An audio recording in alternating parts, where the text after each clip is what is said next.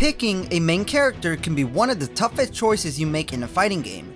With over 28 characters to choose from, I can see why it can be pretty difficult.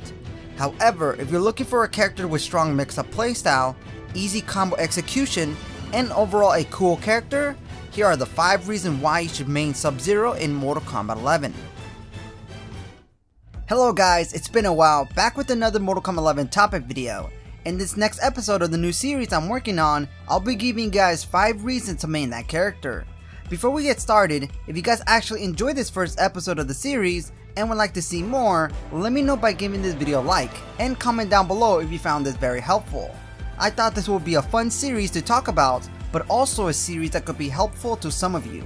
With that being said, let us get started. Number 1. Strong mix-up playstyle. Taking a look at his move list, you can tell right off the bat that his best combo starters are his low and overhead attacks, which are fast and pretty good. Sub-Zero is one of the best 50-50 mix-up characters. Although his combo damage is not the greatest compared to other characters, he does mix it up with always being able to keep your opponent guessing. Let's go and take a look at some examples of his mix-up options. He has his overhead combos, low combo starters, trap reset combos, and more importantly, his mix-up strategy allows you to easily mix up your opponent using a 50-50 situation. You do that by using Icy Grave combo attack into the mix-up you choose, overhead or low combo starter. His standard slide, back forward 3, is another great footsie tool which adds to his mix-up potential. You can cancel it from his overhead attack to create a 50-50 situation. But be careful because his slide can be punished if your opponent reacts quick enough. Number 2. Best projectiles.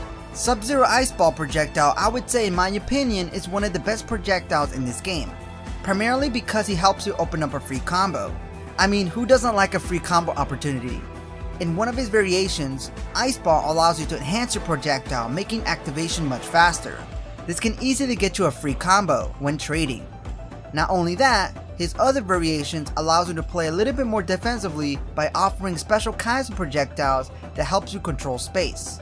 And that would introduce us to our next reason. Number 3. Viable variations. You will see Sub-Zero variations highlights more of his defensive playstyles.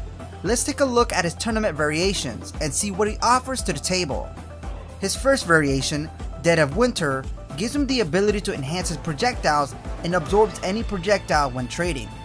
This variation will go great against any character who relies on zoning. Not only that, in this variation, his slide gets replaced with Cold Shoulder, which is a special move that knocks your opponent down hard and it's a great combo ender. As for his second variation, Thin Ice is more of a zoning playstyle. He gets Frigid Storm, a projectile that he calls out that pushes the opponent further away. Next, Death Circle Barrage is another mid-range projectile special move that also controls space. Lastly, he gets Polar Axe, a projectile that allows you to throw a projectile downward to your opponent.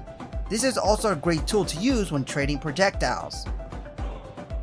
As for his last variation, Avalanche, he gets Arctic Trap special move which allows Sub-Zero to create a block of ice to trap the opponent. This is a great way to force your opponent to not wake up or play aggressively. Next, he gets Creeping Ice, a low special move that allows you to mix up your opponent and punish them.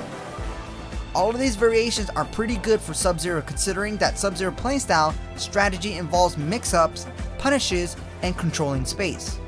I would say though, I feel like parts of his variation does need a little buff to make the variation better. Number 4. Fast punishing attacks. Sub-Zero compared to other characters has some pretty good fast punishing attacks. Like for example, his down 1 poke is one of the fastest pokes in the game. With just 6 frame startup, you can really use this against your opponent. Another fast attack is his standing 1, which are 8 frames, and his standing 2, which is also 8 frames. You can use attacks like 1-2-4 and 2-1-2 to start a combo punish. Let's not forget that Sub-Zero Slide and Amplified Projectile are pretty good punish tools for mid to far range. His slide is a good tool to use if used correctly, like if you catch your opponent blocking high or accidentally whiffing an attack. As for his projectile, Sub-Zero will most likely win the projectile training because how fast the amplified ice ball really is. It's one of the things I like about Sub-Zero. Opponents can't really play recklessly when they are close because of his mix-up and far range because of his ice ball projectile. I honestly had a hard time playing against Sub-Zero in the past because of that. Number 5. Practical crushing blows. Another reason why you should main Sub-Zero is because he offers practical crushing blow options, meaning that crushing blows are integrated onto his attacks and special moves that are often used. For example, his original slide has a crushing blow that does massive damage. The requirements are that his third amplified slide has to hit. The second one is from Cold Encounter, and the requirements for that is that you must have a combo of 8 or more hits. Another practical one is tied to his overhead attack if you use the whole thing, and the requirements for that is that you must punish or counter your opponent.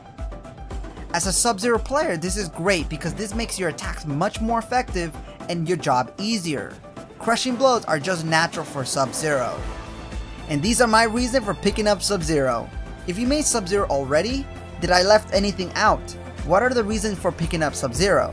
I'm very curious what you guys have to say, and I will be replying in the comments down below. Anyways, my channel just reached 18,000 subscribers and I would like to thank each one of you for the support. I know I don't upload consistently, but I still appreciate it. When I have time, I'll try to work on other characters on the roster. I'm very excited to bring this series into my channel. Remember to give the video a like if you enjoyed, and yeah, thank you guys so much for watching. I'll see you guys next time.